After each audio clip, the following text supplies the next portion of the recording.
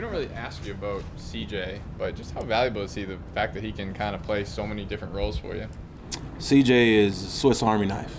He's the amount of value that he adds to this football team is amazing. He's an outstanding human being, great person in the room, great teammate. He works his tail off. He comes in, he doesn't say 2 words. He'll come in the room, and he just puts his pen down to the paper and he just writes. And he listens and he does everything you ask him to do. And, if we could have, 53 CJs, guys that work like that come out here and, he'll run all day, every day and never say a word, never complains, never says anything, but he just does his job and he brings value. So, love the kid. Can't say enough good things about him.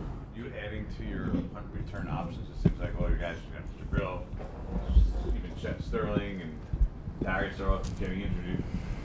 Who else do you have there if it comes down to it? We got a bunch of guys that can catch punts.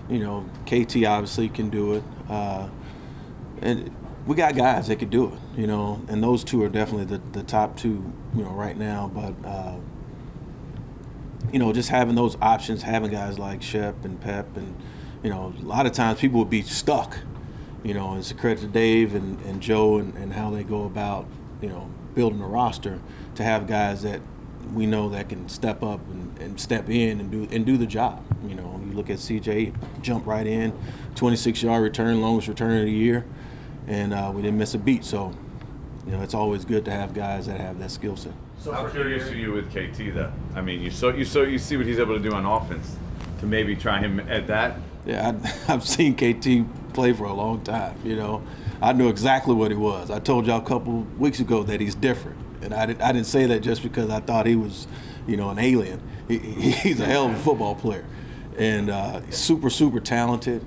But again, he's a rookie, and you're just going to spoon feed him. And just again, he's getting more acclimated to what he's doing. He obviously got a heavy load on offense. So once we get him going there, like I said, when it's time to go, he'll be back there. So we've seen him return punts at the collegiate level, obviously, and there's a certain skill to it. But what is the biggest adjustment or couple adjustments for a guy who has done it well in college to try to do it well in the NFL? Like, I know scheme-wise maybe it's not different, or is it? Yeah, scheme-wise it's a lot different. Yeah. But a lot of times if you watch college punters and college returners, most of the balls that they're getting are off the ground. You get the rugby. There's a ton of Australian punters in college football now, so you get a lot of rugby punts. The style of punt is different. A lot of times you don't see the 52-yard 5-3 ball or 48-yard 5-2 ball, the high ball that turns over. You don't see that a whole lot in college football. So just being able to see the ball off the foot and just getting used to it, it takes some time to develop that skill. How stunned were you when Graham missed the other day?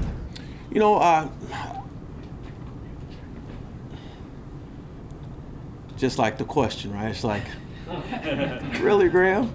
No, but Graham is, he made almost 40 kicks in a row, whatever it was, right?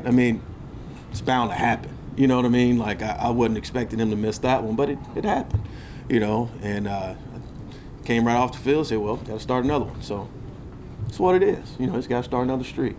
And he's a pro. He'll move on, and small thing to a giant. I was going to say, was there any trepidation when he goes out for 48 at the end? No, not at all. Heck no, not with that guy.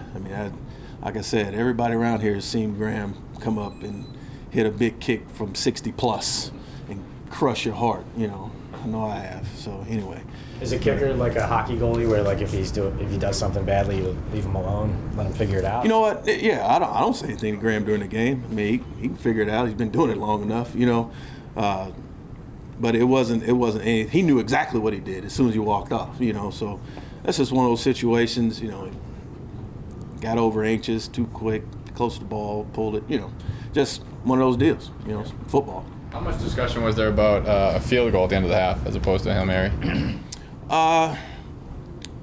If I can recall a situation, I think we had a timeout or didn't have a timeout, one of the two, but we talked about it. It was one of those, we talked about it, but I think it was more of just being smart and not doing anything stupid at the time, just making sure that we play for good field position and not, not putting our kicker in a position where he's kicking a super long field goal. They put a guy back there, and that's the last thing you want. You got freaking Deontay Harris back there with a bunch of offensive linemen on the field. Probably not a good thing, to happen for you. So, just in our minds, not putting ourselves in a bad situation. Seemed like a good chance to give him an opportunity to break Tucker's record, though. Yeah. If you're thinking selfishly about a record, I could give a piss about a record. We're just trying to win a football game. It's also a chance for them to be, 2 yards short, and he scores on a 108-yard, field goal return. So, not that's not a good option. You think he could do six? I think it was you're at the 48, so at 64. You think would you consider that? And a gotta have it. Yeah, gotta have a situation. Yeah, absolutely. Yeah, if you have to have it, yeah, absolutely. But at that point in time, we didn't have to have it. So, at the end of the game, absolutely. End of the half, no. We got time for one more? Coaching against Fossil, he loves to do fakes, trickeration. You guys got him on one last year, came back to it a penalty, but what's the balance of trying to trick a guy who likes to do that to you? You know what? It's not really, I don't consider it tricking. It's just, just if you find something that's sound you feel good with, you run it. And it, whether it's him or anybody else, you always try and find a scheme that you feel good about, that the players can execute. And whenever you can have an advantage or create an advantage for your team, you create the advantage. Now going against him, it's a whole different animal.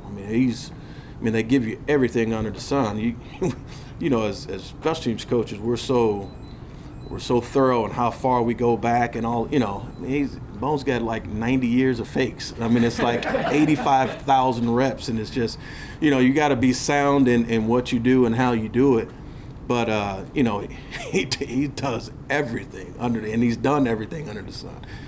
So you just got to be sound and how you prepare, and we've been working on it all week. We worked on it all last year, and we got a game plan for it, so it'll be fun. I was just going to ask what you thought of, if you saw the Monday Night Football game, what you thought of a receiver like Hunter Renfrow laying out that hit. You know what? I didn't see the actual play because we were here working. When it happened, but I went and watched the tape, and it was pretty incredible. Like, just to have the awareness and to be able to make that play. Hunter Renfrow, he's a hell of a football player.